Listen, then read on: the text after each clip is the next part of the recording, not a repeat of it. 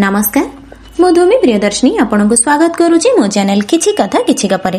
आजिर पर्याय राजेंद्र कुमार धवन द्वारा संकलन एवं दीनबंधु दास द्वारा अनुवाद करा जायथिबा गल्प अनेसतर भेळिकी विषयटी जानिबा। गोटिए गाँ रे जने धनी लोक थिला। ता घर पाखरे जने गरीब लोक छोट चाळ घरटीरे रहुथिला।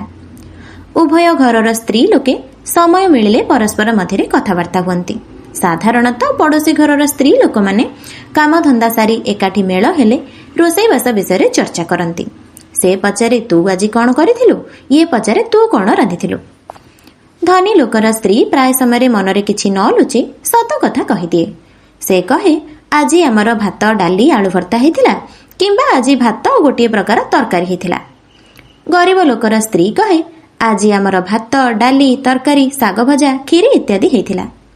दिने महाजनर स्त्री ता स्वामी को पचारिला आम घरे एते धन थाउ थाउ आमे केवल डाली भातरे काम चलाउचे, अथच गरीब लोक है से माने एते जिनस खाउछन्ति केमिति।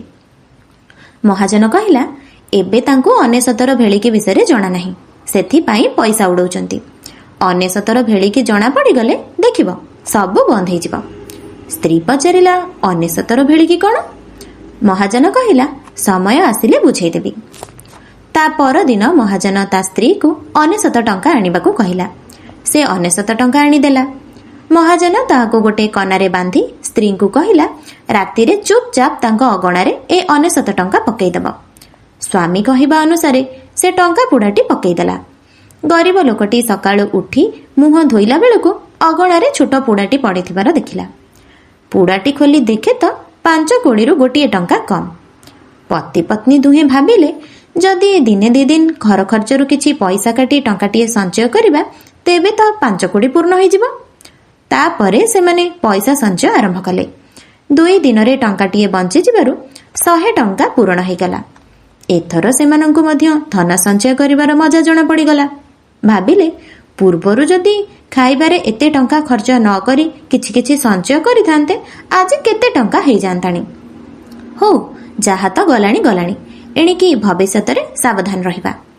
किछि दिन परे महाजन ता स्त्री को कहिला एबे पचारिबटी तांकर केते प्रकार तरकारी होउची, आउ 6 तियण न भजा होउ नथिबो। गरीब लोकर स्त्री को पचारिबारु से कहिला पखाळ भात थिला, बाड़ीरु खड़ा साग केरे आनी भाजी देछि। एथर महाजनर स्त्री 99 भेळिकीर अर्थ बुझी पारिला।